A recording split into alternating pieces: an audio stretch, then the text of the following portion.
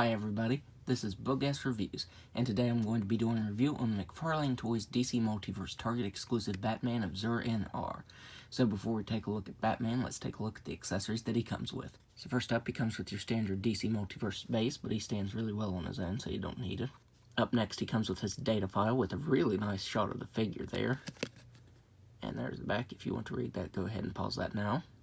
And finally, he comes with two weapons. His first is the bat with the nails through it, and the sculpt detail to this looks really good. The wrapping to the handle, all the dents and scuffs to the bat, and then the nails.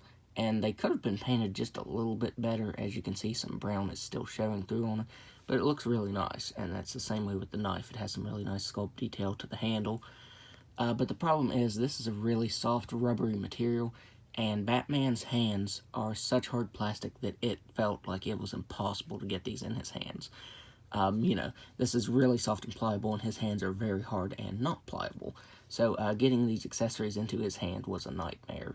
That's why I left him holding the accessories, because I had an awful time getting these in his hands, and I don't feel like I'm going to take these out for that reason. That's probably my main complaint with this figure, is that.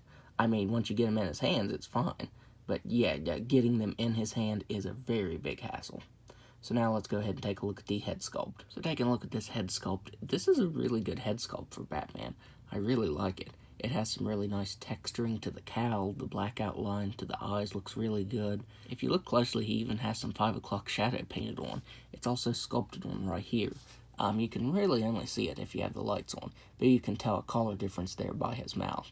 So yeah, he actually does have some 5 o'clock shadow that is sculpted and painted on, so that is really nice. His cape looks very nice. All of the wrinkles in it and the way it looks like it's flowing looks really nice, and it's a very soft, pliable material. I was surprised by that. I'm really happy that this is so pliable. He has some incredible sculpt detail to the rest of his outfit. He does have stitches along his outfit, but they aren't painted on. I definitely will be painting them black. I think they'll look really nice. And that's a really minor complaint, because that's something I can fix myself, and that's not a big deal.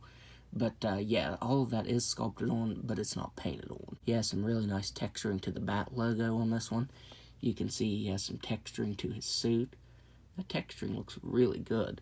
The colors work really well on this figure. That really, really bright yellow, the dark purple, and the darker red colors, they just look really nice, and they go really well together.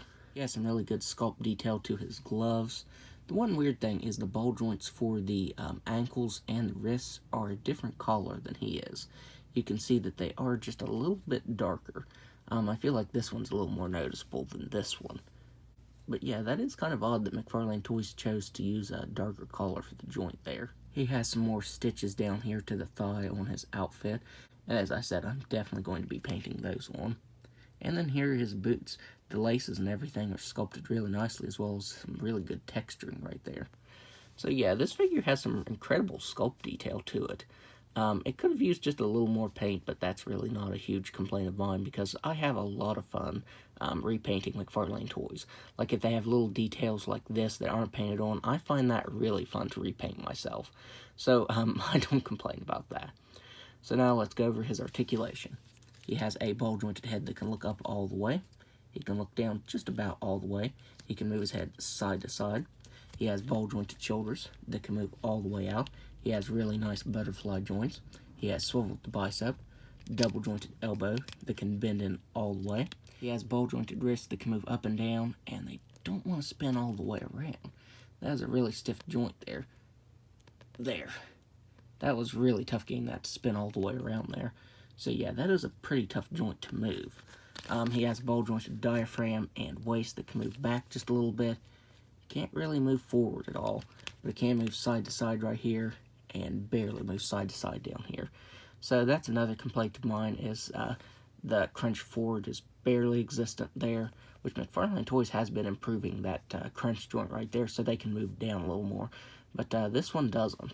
He has hips that can do a complete split. He can kick forward. I think he can kick forward more than this, but as you can see, this is causing the trunks to bunch up, and it might split them. I have posted some figures around before where these have actually split because I pushed the articulation too much. That was my fault, though. So I'm going to say only move his leg out that far, just so you don't split the trunks right there. He can move back all the way. He has a really nice thigh swivel there. He has double jointed knees that can move back that far. He has ball jointed ankles that can move down slightly, up slightly, and spin all the way around, and to articulation that can move up all the way.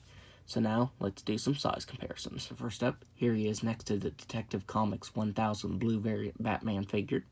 Here he is next to the Arkham Asylum Batman figure. And finally, here he is next to the Mortal Kombat Joker figure. So overall, I would highly recommend picking this Batman figure up because I've had a lot more fun with him than I thought I would.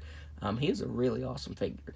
My only real main complaint, other than the stitches not being painted on the suit, is that the ab crunch joint doesn't work very well, and those wrists, they feel very fragile. But other than that, he is a really awesome figure. So that's my review. If you like this review, be sure to hit the like button and subscribe to my channel. Thanks for watching.